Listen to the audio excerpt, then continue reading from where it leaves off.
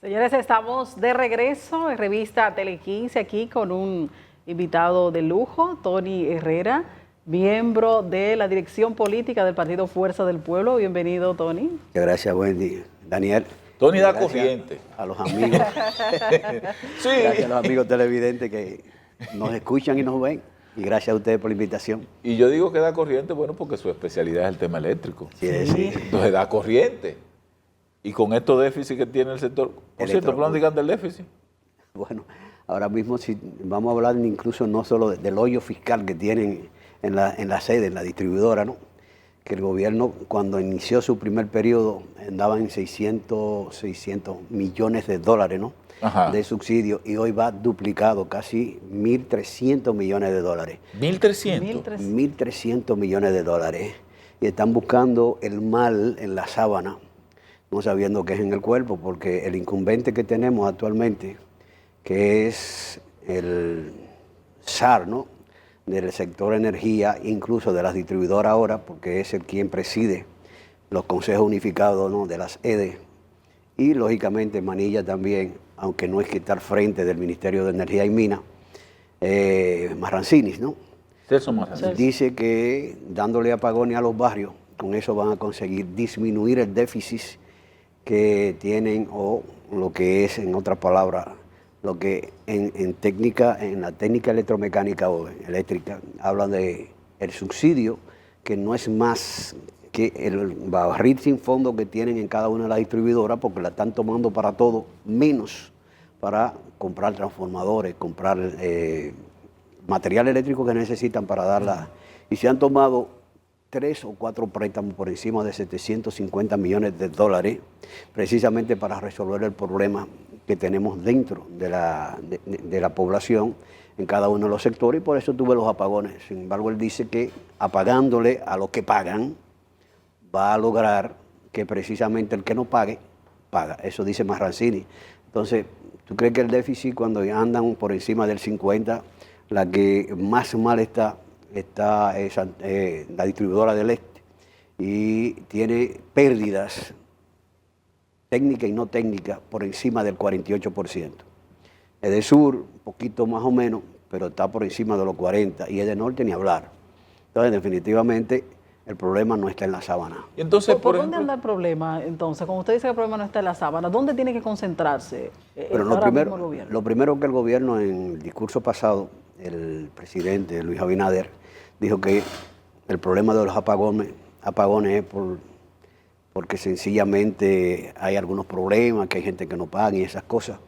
Pero real y efectivamente se olvida que en cualquier país del mundo donde tú estés diciendo anualmente que el progreso está siendo efectivo y que cada año nosotros crecemos, ¿no?, en lo que es el desarrollo del país, entonces tú tienes que entender que si aumenta, ¿no?, el bienestar del pueblo, que si la gente tiene mejores condiciones de vida, es lógico que el que no tiene una televisión va a comprar un televisor, que el que no tiene un aire va a comprar un aire, y así sucesivamente. Entonces, aumenta la demanda. Si aumenta la demanda, ¿qué va a pasar precisamente si tú no tienes las condiciones de generación?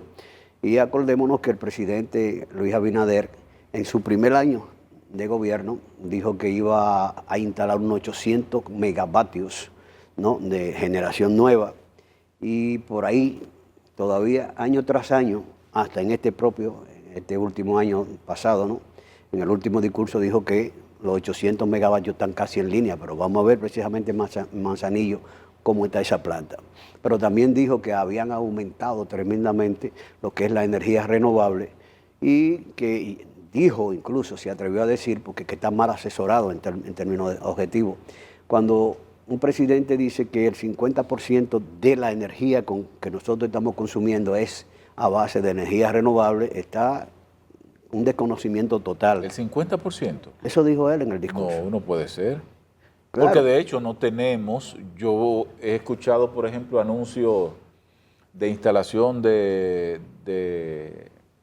plantas fotovoltaicas, de viento, por ejemplo, pero cuando usted va a la parte, vamos a llamarle práctica, a la realidad, no tienen esa capacidad, no la tenemos. No, y no puede tenerla, Daniel, porque hay una sencilla razón, cada una de estas plantas, producto de que son energéticas, o sea, son plantas energéticas que suplen de acuerdo a la posibilidad del mismo ambiente en que están, porque si son eólicas, dependen precisamente del viento.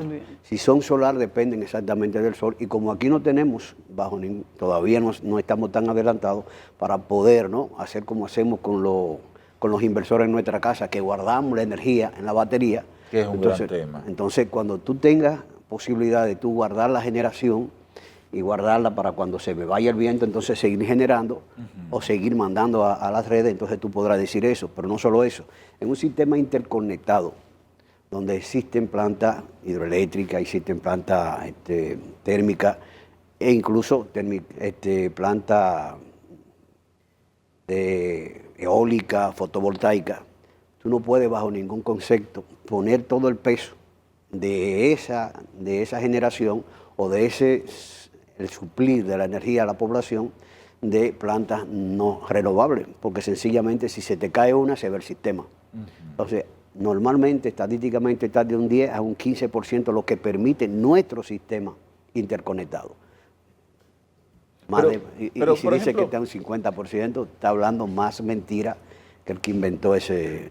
Herrera, por ejemplo, yo recuerdo en el caso de los gobiernos de Leonel Fernández, que una de las iniciativas que tomó ese gobierno era de cambiar la matriz de generación. Incluso se utilizó esa retórica para impulsar la energía alternativa en esos momentos. Porque lo que decía el presidente Fernández entonces era que teníamos la capacidad instalada necesaria para producir energía, pero el tema era lo caro de esa producción. La realidad del país hoy, ¿cuál es a nivel de producción de energía? Pero ahora mismo, como toda tecnología nueva, lógicamente, al principio es cara, hay que estar claro. Si tú hablas de la eólica, si tú hablas de la fotovoltaica, en ese tiempo era bastante cara, es indiscutible. Ahora, en la medida que ha ido avanzando la tecnología, se ha abaratado más, pero aún siguen los problemas. Y te decía ahorita que además de tú instalar las energías no renovables, tú tienes que instalar también ese estadio, o mejor dicho, tú equiparar esa generación con un banco donde tú puedas guardar la energía que tú generes y que puedas utilizarla cuando ya tú no tengas quien te da la alimentación para generar. Entonces, en ese caso, el problema va en esa circunstancia o en esa dirección. No es sencillamente que si está cara o si está barata, es que tú tienes necesariamente que acompañarla de una serie de elementos técnicos y tecnológicos para tú poder decir, bueno, solamente voy a utilizar plantas naturales, ¿no? O sea, de renovables. Porque si tú te chequeas, también había un problema con este mismo gobierno que nos desgobierna, como digo yo, ¿no? Habíamos hablado que cuando se estaba haciendo la construcción de Punta Catalina, ¿te acuerdas que eso lo satanizaron? Que había hecho, que ahí se había robado, que la habían sobrevaluado. Sin embargo, hoy, el 37% de la energía que nosotros estamos utilizando y que estamos utilizando en nuestras casas, en el país, precisamente es de Punta Catalina. De Punta Catalina, el 37%. El 37% lo genera Punta Catalina. Del total. O sea, Punta Catalina es vital. Pero claro que sí, o sea, significa que cuando yo la satanicé, luego llegamos, también satanicé el pacto eléctrico, ¿te acuerdas, no? Que dijo que eso era un mamotreto, que ahí eso no había, que lo que había que hacer era esto.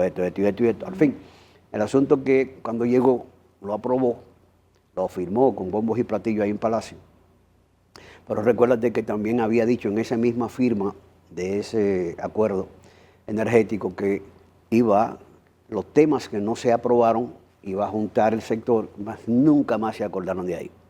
Hicieron un intento de tomar algo del pacto eléctrico, que era precisamente poner a funcionar la tarifa técnica, y tú te acuerdas que la iban a aumentar cada 3 meses, aumentaron un 10%, y luego tuvieron que rebobinar, porque este gobierno se ha salido, ¿no? Ha demostrado que ni el cangrejo le gana, ¿no? Da un par de pasos hacia adelante y 4 para atrás, porque tuvieron que echar para atrás, y dijo que incluso que aquel que le cobraron ese 10% se lo iban a devolver Yo siempre hago el chiste, ¿no? ¿A quién le pagaron lo que O sea, le cobraron? ese fue cuando se obligó Cuando se estaba subiendo cada 3 meses un cada 10%, 3 meses, un 10%. de la tarifa técnica.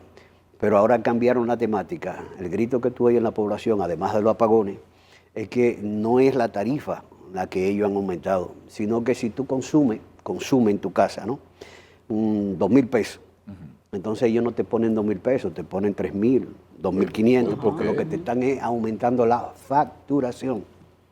Y por eso que tú dices, pero ¿cómo es posible que si yo pagaba ayer esto y tengo incluso bombillos de bajo consumo? O sea, tengo no hay una tarifa como fija, vamos a llamarlo, siempre va a fluctuar. Siempre te fluctúa porque ahí ellos han cambiado el asunto de la tarifa técnica y entonces la han puesto en el consumo.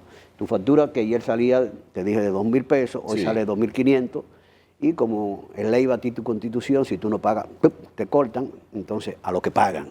A lo que pagan. Porque al que no paga, no hay forma de cobrarle porque no hay ni siquiera medidores.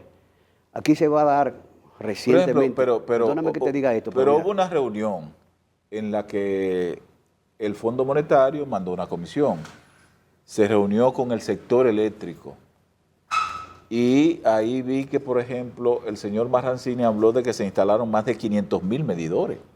Él dijo, después que dio la declaración de que iban a pagarle a los sectores que no pagan para que paguen, dijo que incluso que había problemas con los medidores, que en 3 días cualquier persona que exigiera o pidiera un contrato para un medidor 220 o 110, en 3 días iba a tener, vete a ver si hay medidores. Eso no- Herrera, hay mucha queja en ese sentido, especialmente en los barrios donde había instalado un sistema de que era como de recarga, que lo han ido quitando. ¿Qué tan bien puede funcionar eso? De los tú prepagos. recargas, que tú recargas la energía que necesitas y se termina como si fuera un prepago. Eso fue un prototipo que se puso en ejecución precisamente en una de las...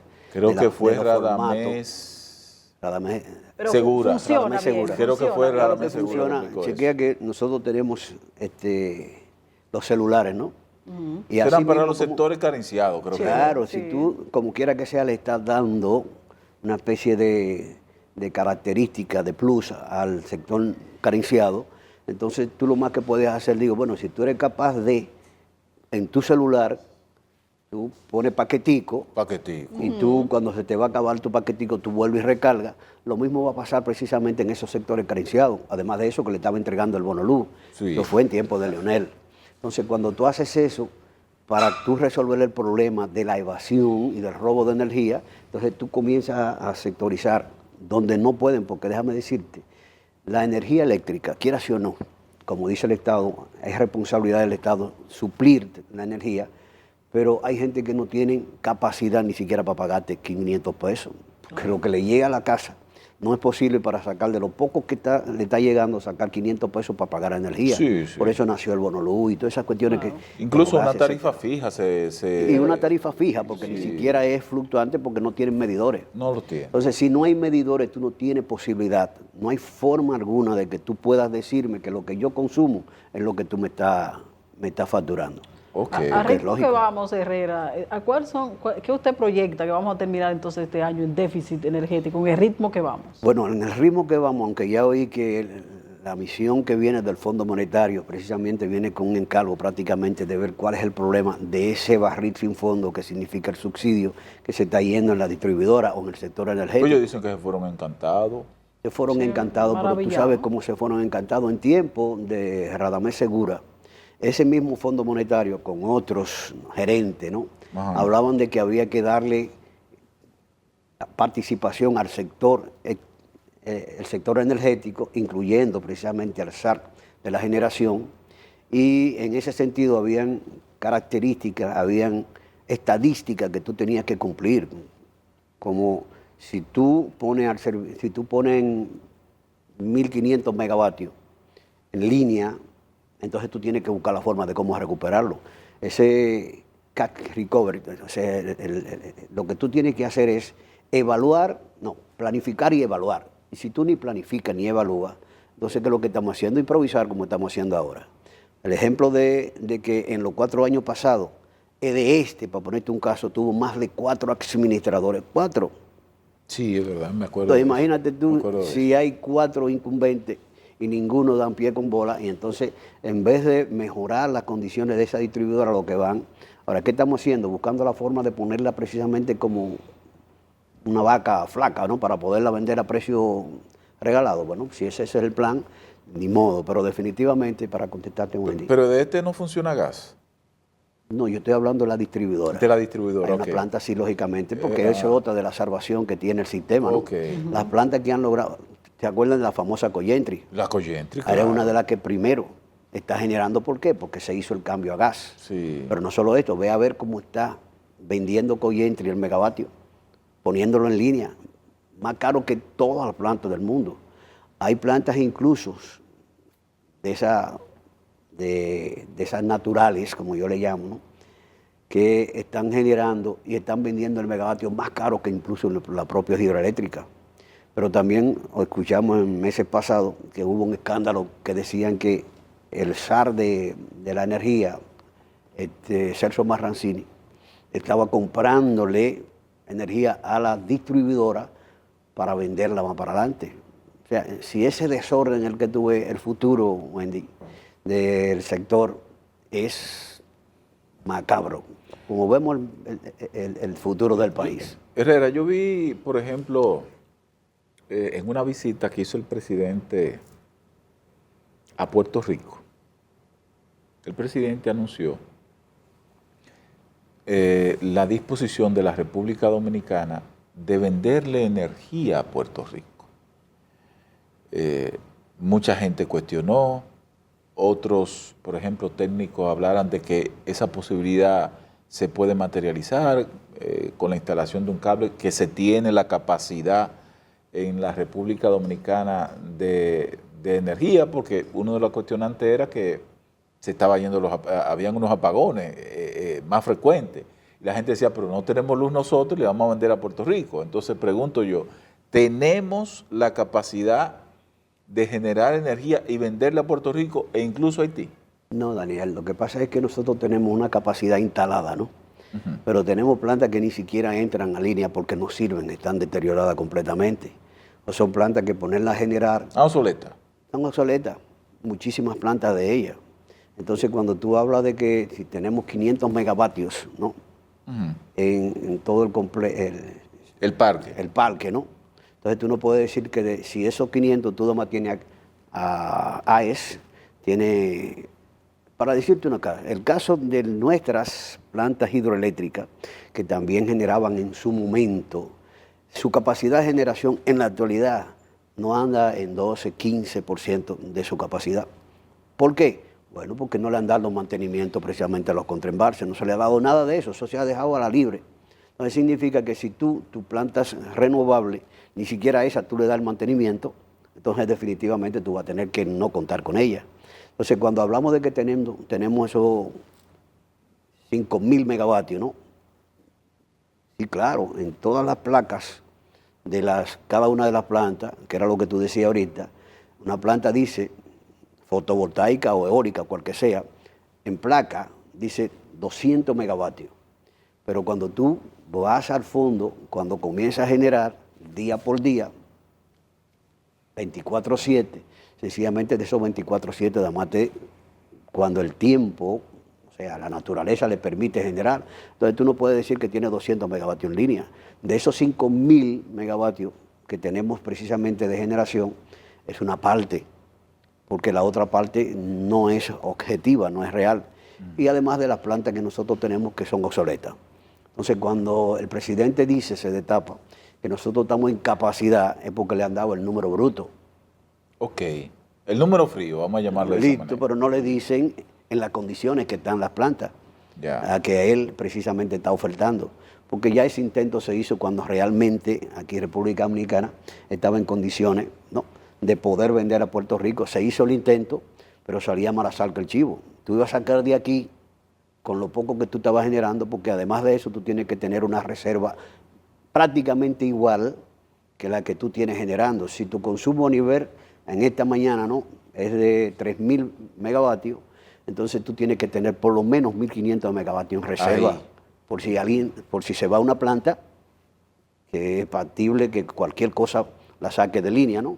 Entonces tú entras con el respaldo. Eso, nosotros no tenemos ni respaldo. O sea que a él le dicen di esto y como lo está leyendo un teleprompter, lo dice. Herrera, no podemos dejar ir a usted sin hablar también de política. La Fuerza del Pueblo está inmersa en un proceso de reestructuración del partido, ¿verdad? Lo que tiene que ver con los cambios de la dirección. Sí, exactamente, de dirección, pero hay unos ruidos ahí, sobre todo en la parte de la Secretaría General, que ha visto algunos choques y eso. El expresidente Fernández, presidente del partido, ha dicho que eso no va a afectar en nada la unidad del partido, pero sí hemos visto que han tenido unos choques, los que están compitiendo especialmente en esa parte, en la Secretaría General. Bueno, te puedo decir, Wendy, lo que pasa es que, lógicamente, todo lo que está en política es porque quiere entrar, crecer y realmente es como cualquier profesional, quiere llegar hasta la cima en su área. El político también, en un partido que apenas tiene 5 años y medio, ¿no? Lógicamente que se nació, ¿no? Y tuvo que apenas 3 meses ir a competir, ¿no? En una contienda. Y pasado esos 3 meses, viene el 24 y también tiene que es natural que cualquier compañero, ahora que es real y efectivamente es cuando nosotros vamos a elegir nuestras autoridades, porque aquella vez, producto del 2019, con los problemas que se dio en el PLD, nosotros pasamos a formar la Fuerza del Pueblo, pero la Fuerza del Pueblo se formó con los compañeros que venían, ¿no? Trabajando desde el 2019 en la contienda interna del PLD, y seguimos volados, como dice la gente del pueblo, y nos montamos en ese tren que se llamaba Fuerza del Pueblo, se llama. Entonces, al pasar eso, los compañeros que estaban dirigiendo en toda la estructura de nuestro partido eran los que vinieron del 2019 y no había ni elecciones ni nada, sencillamente fueron los que iniciaron el proyecto. Fueron designados. Y arrancaron, Sí, fueron designados. Hoy día, lógicamente, ya nace, el partido termina un congreso constitutivo que le llamamos Franklin Almeida, donde todas las informaciones y documentos que tenía y reglamentaciones, estatutos, etcétera, que tenía la Fuerza del Pueblo, fueron tomados en unos 35 mesas, ¿no? Y se estudiaron y se adecuaron. Entonces se aprobaron. Ahora, esa aprobación, por ejemplo, los estatutos, dice que el partido tiene que renovar toda su estructura dirigencial y comienza con los 3 principales: presidente, vicepresidente y secretario general. ¿Y Leonel se va a candidatear? No tiene que candidatearse, tiene que candidatearse. Pues el partido de él. Pero tiene que candidatearse porque los estatutos dicen... Por protocolo. No es un asunto de protocolo, porque aún así, impensable, dirás tú, Daniel, Sí, pero no es así. Si yo, un simple miembro de la Fuerza del Pueblo, si entiendo que tengo que competir porque quiero ser el presidente, nada me lo impide, absolutamente nada. Okay. Yo voy a competir. Ahora, tú lo dices, es indiscutible que si en tu familia, en tu casa, ¿no?, viene uno de los hijos tuyos y te quiere detronar, tú vas a decir, digo, bueno, vamos a competir. Yo lo voto en la casa. Oye lo que tú dices. Yo lo voto en la casa. Debería decir, vamos a competir, y si tú me ganas, me ganaste. No, pero tú sabes que no te va a ganar. No te va a ganar. Entonces, el ruido que se escucha hoy en día es el siguiente. Hay compañeros, ¿no?, con mucho mérito, que entienden que deben seguir creciendo y que el secretario general, que salió precisamente de unos acuerdos que nos abrieron la casa de ellos, ¿no? Y nosotros que estamos desahuciados, nos entraron. No guarida. Lo acogieron. Nos acogieron, ¿no?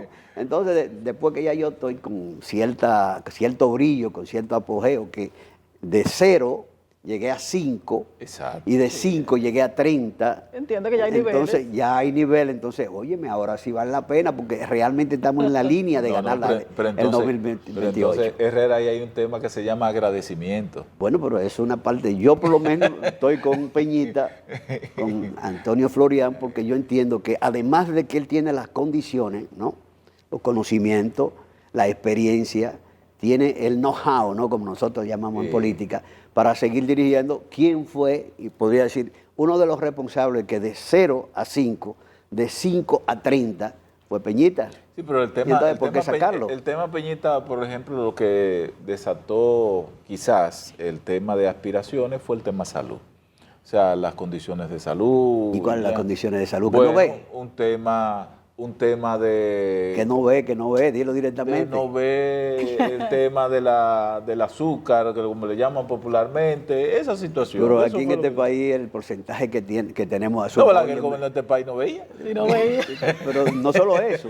Mientras Balaguer veía, hizo el famoso, o los famosos gobiernos de los 12 años. Ajá. Que no psiquitrilló a Tony porque yo creo que no tenía el tiempo. Pero definitivamente, después que no veía, entonces ahí hizo el gobierno que todo el mundo dice el padre de la democracia, Balaguer. Balaguer. El problema de la visión, pero además de eso tenemos que tener claro que quien no creó, yo creo en Dios, ¿no? Sí. Cuando tú pierdes una de esos 5, de esas Sentido. 5 condiciones, Sí. los otros 4 se te multiplican. Sí, sí. Pero no solo eso, también ahora, por si acaso, ¿no? Se quieren agarrar de la vejez. Entonces digo, vamos a sacar a Lionel porque es más viejo que Peñita. Herrera, se nos venció el tiempo, tenemos que despedirnos. Daniel Candelario y Wendy Gil, mañana regresamos con ustedes a la misma hora. Muchas gracias por acompañarnos. Tony Herrera estuvo con nosotros.